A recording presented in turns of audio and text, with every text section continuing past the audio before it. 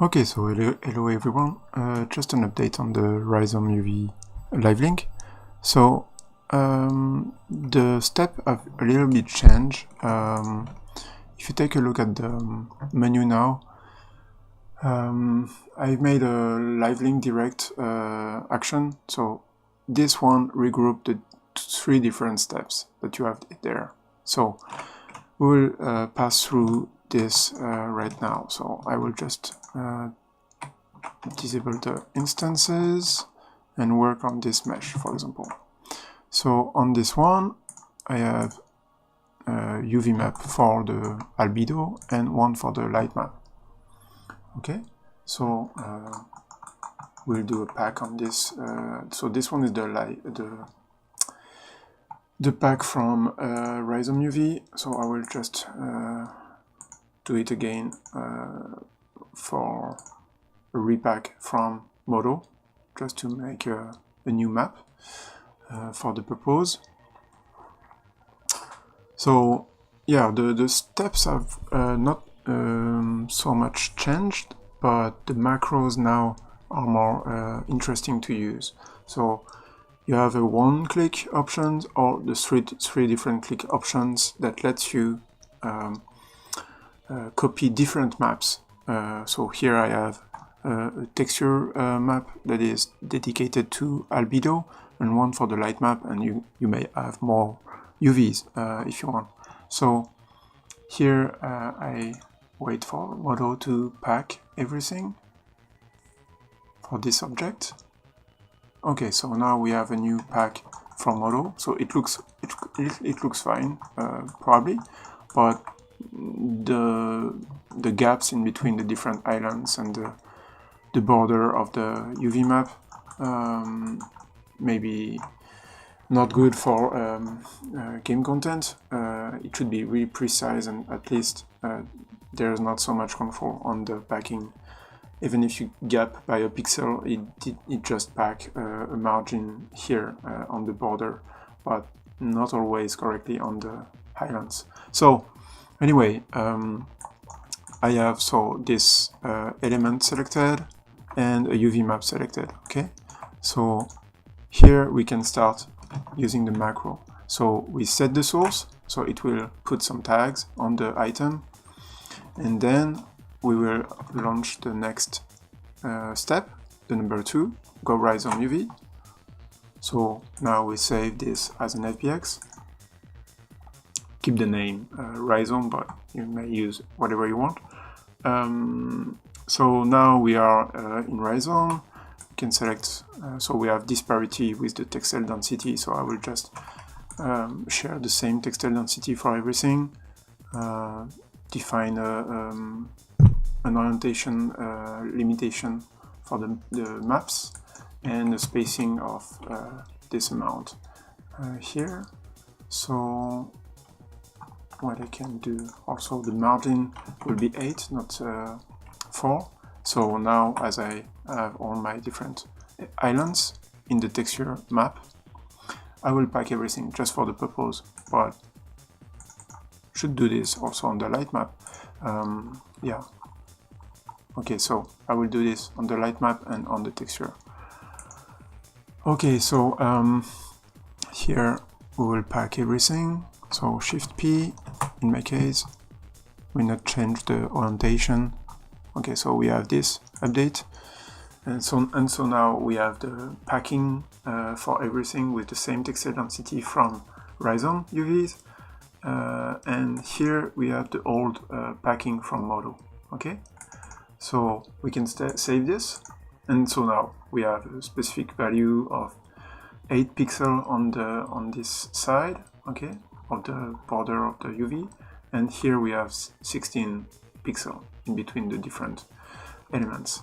So here I save the scene, save the file, I mean the FBX file, I quit, and then it will load the new mesh. So this is the mesh from Rizom. You see it's in a specific folder, the Rizom folder, and you have so the new diffuse, okay, here, and the light map also from Modo. So I will maybe remove the visibility of the inactive UVs. Yeah, that's much better. So yeah, this one is from the Rizom, this one is from the Modo packing. So it looks more closer, but then you have not so much space here. And if you work in game, you will get some bleeding and stuff. So it's okay for rendering, but not for gaming and mid maps.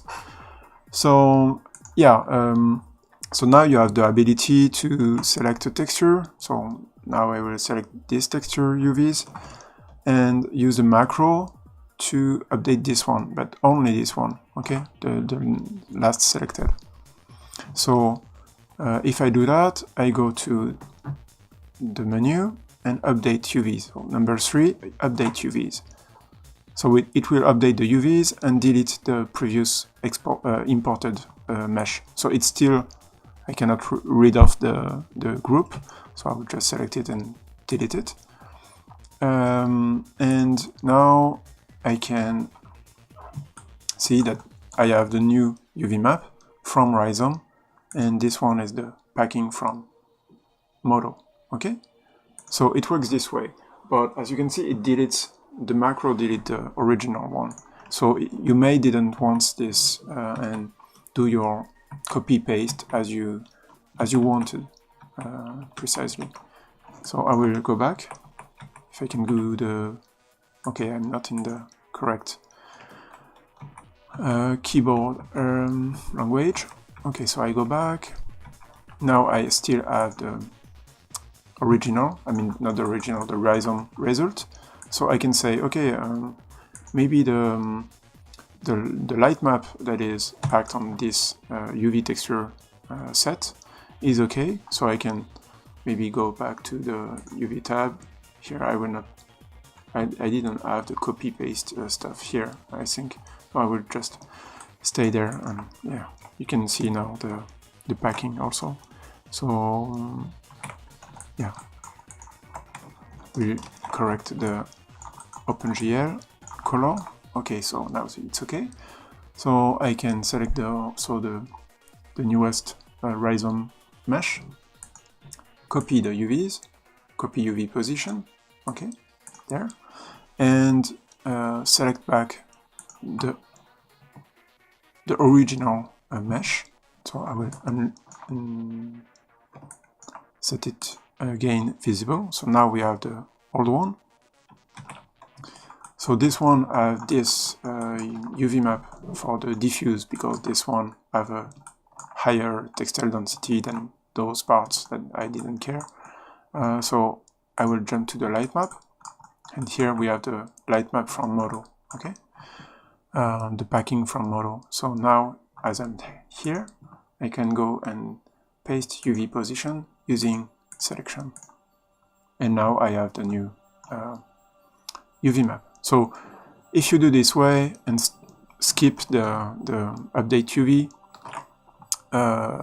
step, then you can copy and paste whatever you want and wherever you need.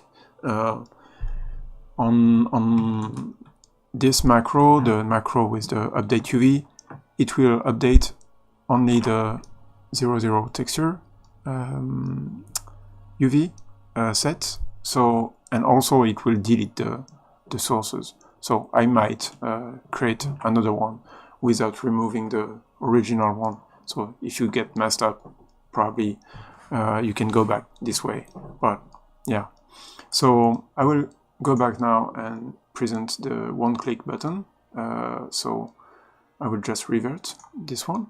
So yes, I revert the scene.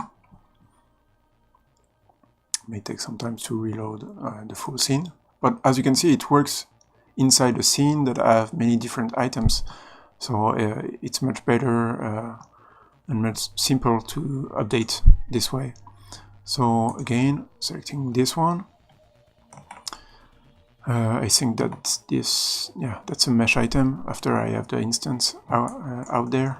So yeah, you select one item, one UV map, and then you go to the menu and use LiveLink Direct. So it processes the set source and also the RizomUV. And when you've done with all the stuff with the RizomUV, so for example, I select all the islands, I set the same textile density, again,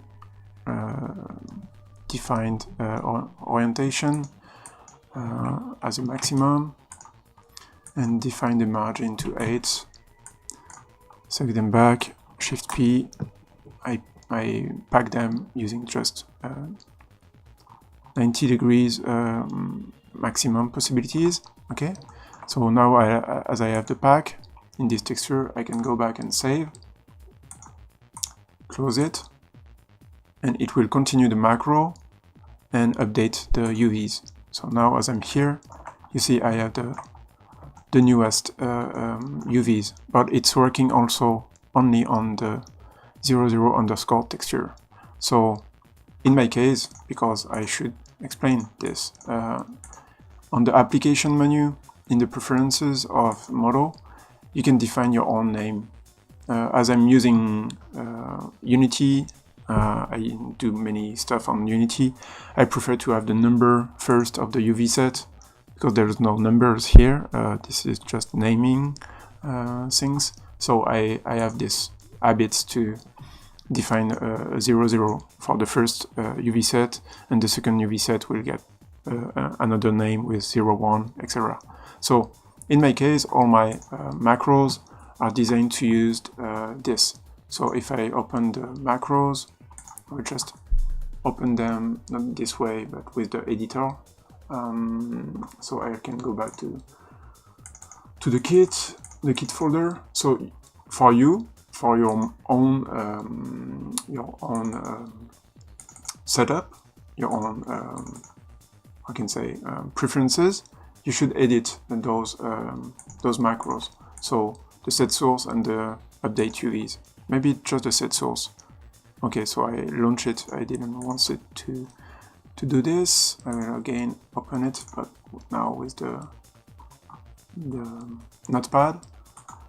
Okay, Notepad++. So as you can see here, it says, okay, at the end, select vertex map, name 00 underscore texture. This is a texture UV texture map. So yeah, in your case, if you are using the default name convention, you should use just this, okay? But in my case, I use this one. So it's about your own preferences. That's all. So as you can see, it works well. It's pretty simple to use this way. So if you want to get some control, you use the different steps, and then you proceed manually. Or if you are okay, you can use this one, but it will only update the first UV set. Or you can create your own macros and change this a bit if you want. So that's all for the video. I think you might like this update. So this one is the 1.06. I changed a little just the pie menu and the way the macro works. So I will update this now. See you. Bye bye.